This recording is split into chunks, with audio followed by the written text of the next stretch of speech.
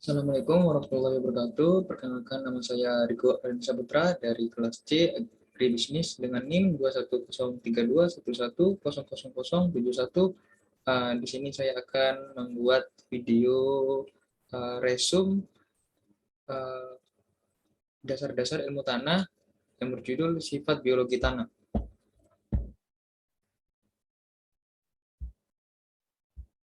Peranan bahan organik dalam tanah, yaitu yang pertama memperbaiki sifat-sifat fisika tanah. Yang pertama, membentuk agregat tanah senyawa organik, terutama yang berbentuk polimer, dapat berikatan dengan liat dan fraksi-fraksi lainnya, seperti debu dan pasir, membentuk struktur yang baik dan mantap sehingga lebih tahan terhadap erosi. Yang kedua, membuat tanah lebih lunak sehingga lebih tahan terhadap erosi dibandingkan dengan bobot isi tanah seperti liat, debu, dan pasir. Yang ketiga, memperbaiki kompaksi tanah. Yang keempat, mampu menyerap air yang tinggi sehingga tanah lebih tahan terhadap kekeringan. 5, memperbaiki aerasi tanah. Dan yang keenam, jika digunakan dalam bentuk mulsa, maka dapat menjaga suhu tanah dan kerusakan partikel dari pengaruh erosi. Memperbaiki sifat-sifat kimia tanah, yang pertama, yaitu satu, sebagai sumber unsur hara atau nutrisi. Yang kedua, dapat menetralkan keasaman dan kebebasan tanah. Yang ketiga, meningkatkan ketika tanah. Yang keempat, meningkatkan ketersediaan hara. Selanjutnya, yaitu mikrofauna tanah. Yang pertama, yaitu ada bakteri decomposer. Yang kedua, bakteri mutualis. Yang ketiga, bakteri patogen. Dan yang keempat, bakteri litotrof atau kemoautotrof. Selanjutnya, yaitu ada 5 kelas fungi. Yang pertama, Oomycetes, yaitu parasit tanaman dan siklus hidup dapat bertahan di jaringan tanaman. Yang kedua, Zygomycetes, yaitu jamur darat yang menghasilkan spora non-motil atau tidak dapat bergerak sendiri, disebut zygospora.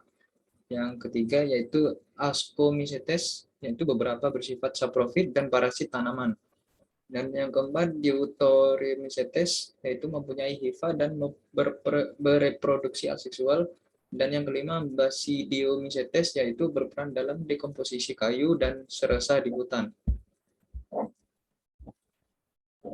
Morfologi merupakan bakteri yang mirip jamur, yaitu dinding sel seperti gram negatif, memiliki miselia seperti jamur namun dengan ukuran hifa yang lebih kecil, menghasilkan spora reproduktif yang dihasilkan pada areal sporopor. Berdasarkan susunan kimia dinding sel, komposisi gula sel dan hibridasi DNA dan RNA, Micromonospora, Nocardia, Streptomycetes, Streptomyces, Streptosporangium, dan yang terakhir Thermoactinomyces. Selanjutnya, makrofauna tanah.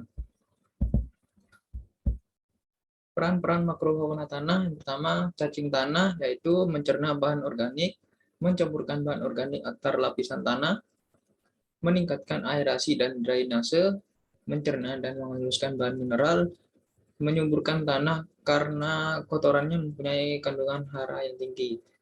Yang kedua, rayap, ketersediaan hara melalui pemindahan bahan organik dan tanah ke mound atau ditahan dari siklus biogeokimia sampai sarang rusak. Kontribusi pada pertukaran oksigen, karbon dioksida, natrium, dan sebagainya. Dekomposer selulosa kayu, penyedia makanan bagi organisme lain. Siklus N, bakteri penambat N yang ada di usus rayap yang kemudian dikeluarkan melalui kotoran atau jaringan tumbuhan yang mati. Yang ketiga, semut dan kumbang, berperan mentranslokasikan dan pencerna bahan organik. Dan yang keempat, hewan pengerat, menghaluskan ukuran bahan organik, menggumpalkan dan mengaduk tanah, dan yang terakhir, memperbaiki drainase dan aerasi. Sekian dari video resume saya akhiri. Wassalamualaikum warahmatullahi wabarakatuh.